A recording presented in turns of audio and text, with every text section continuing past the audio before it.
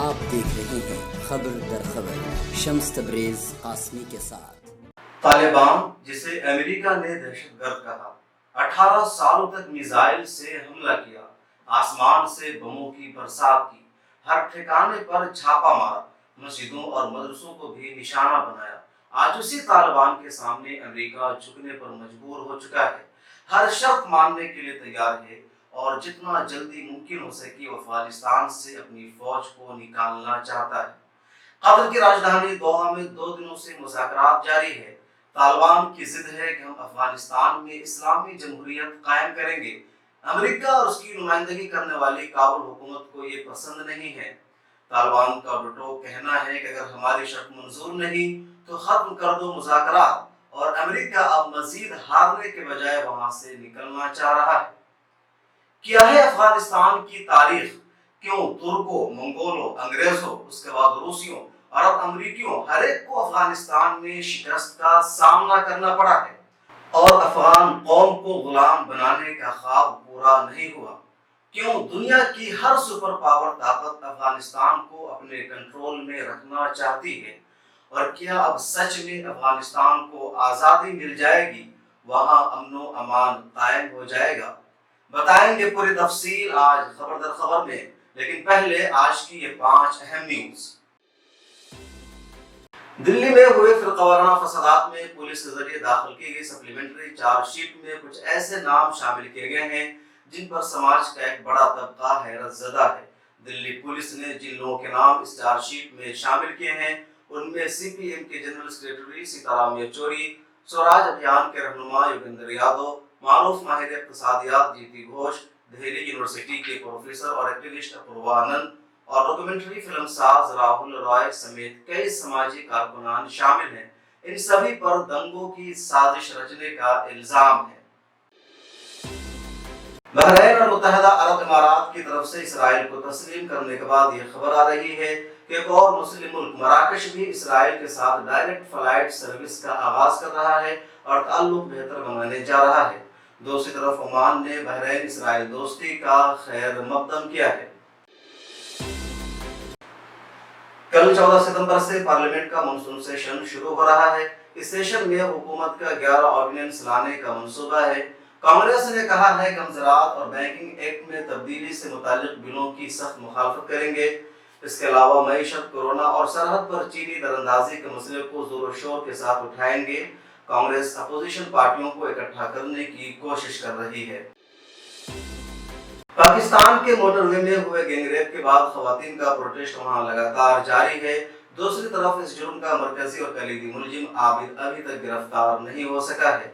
10 ستمبر کو منگل اور بدھ کی درمیانی رات میں لاہور کے مضافات میں فرانسیسی شہریت رکھنے والی ایک خاتون اپنے 2 چھوٹے بچوں کے ساتھ موٹر وے پر سفر کر رہی تھی۔ جب ان کی گاڑی میں پیٹرول ختم ہو گیا تو مدد کا انتظار کر رہی تھی۔ اسی بیچ 2 آدمیوں نے گن پوائنٹ پر انہیں لوٹنے کی کوشش کی اور کھیتوں میں لے جا کر جنسی تشدد کا نشانہ بنایا۔ گینگ ریپ کے بعد ان کے پیسے، دیگر چیزیں اور ان کا بینک کارڈ ساتھ لے گئے لوٹ کر۔ بالی ووڈ اداکارہ کنگنا رنوت کی بدتمیزی پر مہاراشٹر کے چیف منسٹر ادھو ٹھاکرے اشاروں میں کہا ہے کہ میری خاموشی کو میری کمزوری نہ سمجھا جائے۔ میں چپ ہوں اس کا مطلب یہ نہیں کہ میرے پاس جواب نہیں ہے۔ اس طرح کے سیاسی طوفان آتے رہیں گے اور میرے اندر ان سب کا مقابلہ کرنے کی ہمت موجود ہے۔ اور اب آتے ہیں آج کے اصل مدعے پر۔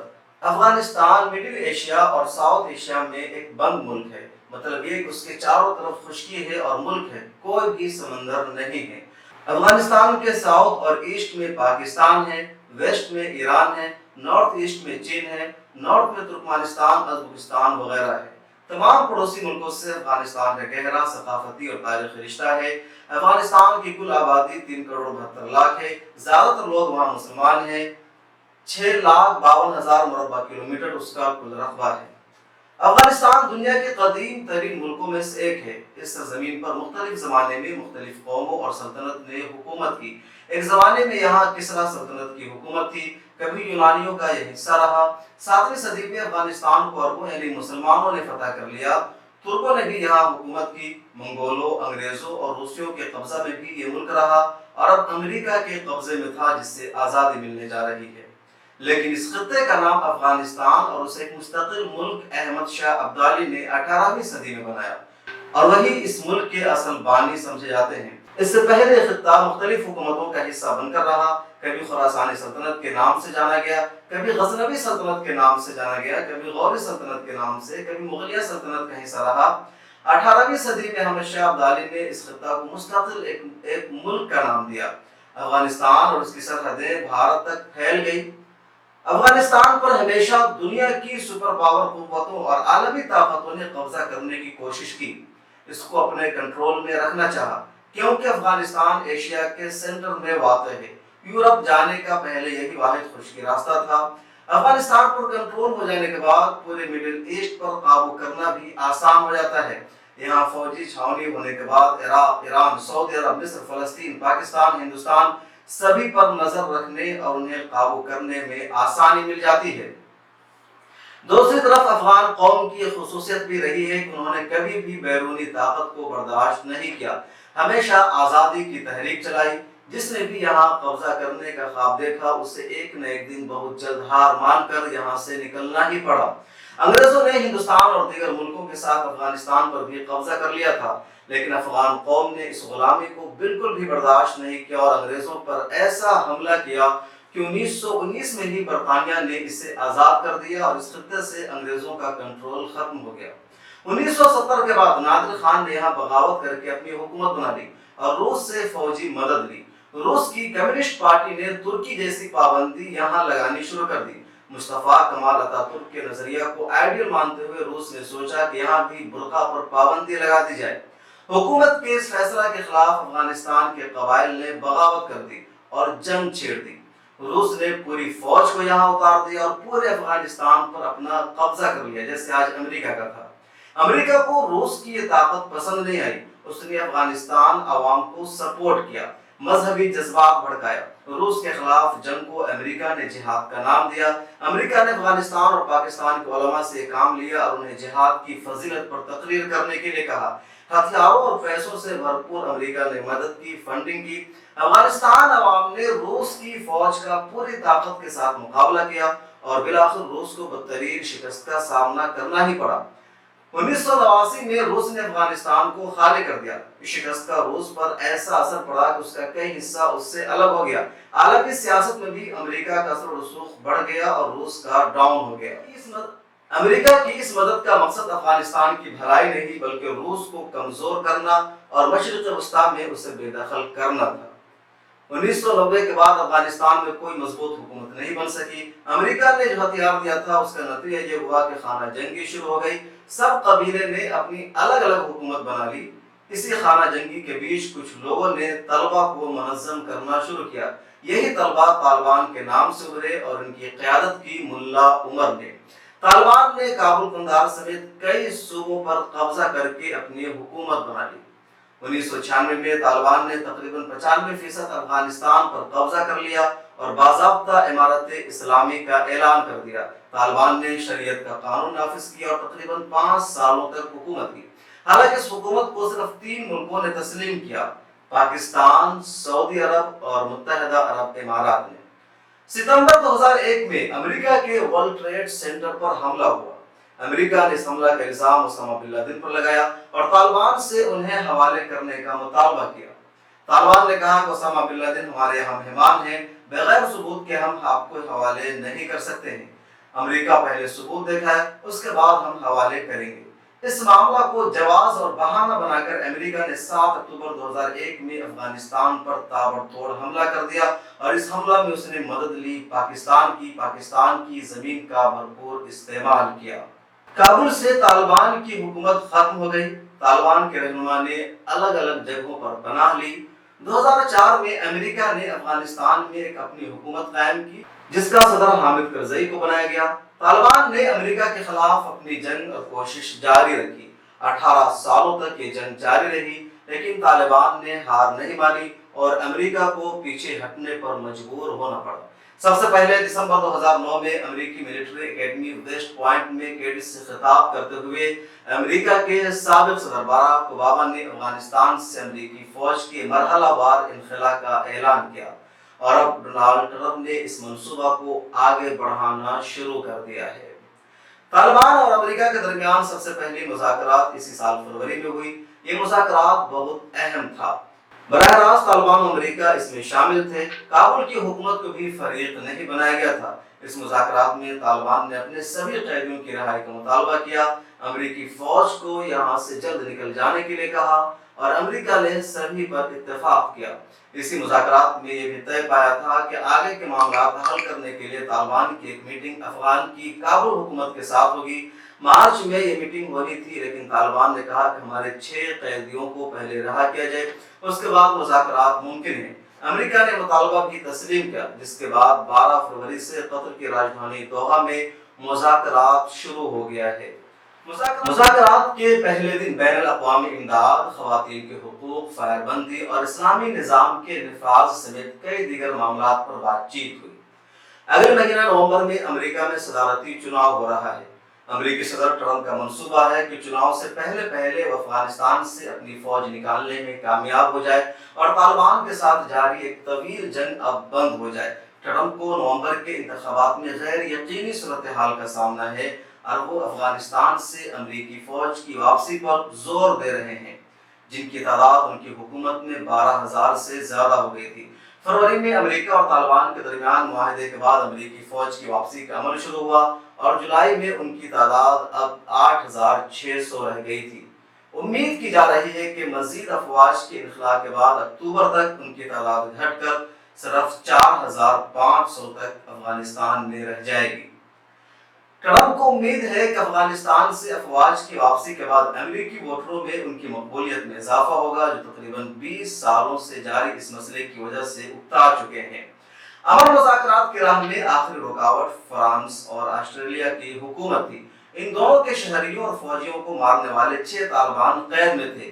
یہ ممالک نہیں چاہتے تھے کہ ان قیدیوں کو رہا کیا جائے، لیکن طالبان کا کہنا تھا کہ ان 6 افراد کی رہائی کے بغیر مذاکرات ممکن نہیں ہیں اور امریکہ کو انہیں رہا کرنا ہی پڑا۔ اس رکاوٹ کے خاتمے کے چند گھنٹے بعد ہی امن مذاکرات کے آغاز کا اعلان کر دیا گیا۔ طالبان نے اپنے قیدیوں کی رہائی کے بعد ہی مذاکرات پر اتفاق کیا۔ مذاکرات کے آغاز سے قبل کئی ممالک اور قوتوں نے فریقین پر جنگ بندی اور خواتین کے حقوق کے تحفظ کو یقینی بنانے کے لیے زور دیا۔ صدر ٹرمپ نے اشارہ بھی دیا تھا کہ وہ کابل حکومت کے لیے مالی امداد کو کسی ڈیل تک پہنچنے کے لیے استعمال کر سکتے ہیں۔ طالبان افغانستان اسے ایک اسلامی امارت میں بدلنا چاہتے ہیں۔ دوسری طرف افغان صدر اشرف غنی کی خواہش ہے کہ مغربی حمایت یافتہ آئینی جمہوریہ کا نظام ہی رائج رہے۔ مذاکرات کی افتتاحی تقریب سے خطاب کرتے ہوئے امریکی وزیر خارجہ مائک پومپیو نے کہا کہ اگرچہ متعدد چیلنجز موجود ہیں، تاہم فریقین کو موقع سے فائدہ اٹھاتے ہوئے کسی تفصیلی امن معاہدے تک پہنچنا چاہیے۔ آپ ملک میں کس قسم کا سیاسی نظام چاہتے ہیں، یہ فیصلہ آپ ہی کا ہے، مگر ہم یہ سمجھتے ہیں کہ تشدد کے سلسلوں کو توڑنے کے لیے تمام افغان شہریوں کے حقوق کا تحفظ کرنا درست راستہ ہے۔ مستقبل میں افغانستان کو دی جانے والی مالی امداد کا دار و مدار دوحہ مذاکرات میں کیے گئے فیصلوں پر ہوگا۔ افغانستان کے لیے خصوصی امریکی مندوب زلمے خلیل زادہ نے رپورٹرز سے بات چیت کرتے ہوئے کہا کہ دہشت گردی روکنے کے علاوہ اقلیتوں اور خواتین کے حقوق کا تحفظ بھی مالی امداد کی وصولی کے لیے لازمی ہے۔ امریکہ کی کوشش ہے کہ ہمارے وہاں سے نکلنے کے بعد بھی ہمارا کنٹرول باقی رہے اور یہ اسی وقت ممکن ہے جب ہمارا طے کردہ نظام رہے گا۔ طالبان مکمل طور پر امریکی مداخلت کے خلاف ہے۔ مذاکرات میں افغان حکومت کے وفد کی قیادت سابق چیف ایگزیکٹو اور افغان حکومت کی اعلیٰ مصالحتی کمیٹی کے سربراہ عبداللہ کر رہے ہیں۔ اپنے ابتدائی بیان میں عبداللہ نے جنگ بندی کا مطالبہ کیا اور کہا اگر فریقین تمام امور پر اتفاق نہیں بھی کر پاتے ہیں تو بھی سمجھوتا ضروری ہے۔ میرا وفد دوحہ میں ایک ایسے سیاسی نظام کی نمائندگی کر رہا ہے جس سے مختلف ثقافتوں اور نسلوں سے تعلق رکھنے والے مختلف عوام کی حمایت حاصل ہے۔ طالبان کے وفد کے سربراہ ملا عبدالغنی برادر نے اپنی ابتدائی بیان میں طالبان کا دیرینہ مطالبہ دہرایا کہ ہم ملک میں اسلامی نظام نافذ کرنا چاہتے ہیں اور یہی نافذ کیا جائے گا۔ ان کے بقول افغانستان میں اسلامی نظام نافذ ہونا چاہیے جس میں تمام قبائل اور نسلوں کے لوگ بلا امتیاز اپنی زندگیاں محبت اور بھائی چارے سے گزار سکیں گے اور صرف اسی وقت ممکن ہے جب اسلامی جمہوریہ کا نفاذ ہوگا۔ यूरोपीय यूनियन और मगरबी दिफाई इत्तेहाद नेटो ने दोहा में काबुल हुकूमत और तालिबान के मबैन मुज़ाकरात के आगाज को सराहा है। यूरोपीय यूनियन के खारजा उमूर के सरबराह जोसेफ बोरेल ने तमाम फरीकों पर जोर दिया है कि इस मौका से फ़ायदा उठाते हुए मुल्क गिर सतह पर और फौरी जंगबंदी करें। नेटो की जानिब से कहा गया है कि अमन के अमल में पेशरफ्त और हालात को देखते हुए अफगानिस्तान से अफवाज के इनखला या उसकी तादाद में रद्दो बदल पर बातचीत की जा सकती है। सेक्रेटरी जनरल ने एक ट्वीट में कहा कि इस बात को यकीनी बनाया जाए कि अफगानिस्तान दोबारा दहशतगर्दों की पनाहगाह नहीं बनेगा। अफगानिस्तान पिछले 45 सालों से लगातार हालत जंग में है। गोरीला जंग और बमबारी की वजह से वहां अमन व सुकून खत्म हो चुका है। मईशत वहां की ठप पड़ चुकी है। अमेरिकी इमदाद पर अफगानिस्तान का फिलहाल दारोमदार है। अफगानिस्तान के पास तेल और गैस नहीं, लेकिन उसके पास सोना, चांदी, नमक, कोयला समेत कई सारी चीजों की कानें मौजूद है। लेकिन अब तक कोई भी हुकूमत इस्तेहकाम न होने की वजह से उस पर काम नहीं कर सकी है। डील के मुताबिक अमेरिकी फौज अगर वहां से निकल जाती है और अफगान शहरी अपनी हुकूमत बना लेते हैं तो मुमकिन है अमन कायम हो जाए। अमन कायम होने के लिए ज़रूरी है एक मुस्तहकम हुकूमत का क़याम, लेकिन ये सब अभी आसान नहीं है। खबर में आज इतना ही। हमारे प्रोग्राम आपको कैसा लगता है फीडबैक कमेंट सेक्शन में ज़रूर दीजिए। सब्सक्राइब, लाइक, कमेंट ज़रूर कीजिए। मज़ीद तफसीलात और राब्ता रखने के लिए आप ट्विटर और फेसबुक पर मुझे फॉलो कर सकते हैं। फिर मुलाकात होगी अगले शो में। अपना ख्याल रखिए। अल्लाह हाफिज़।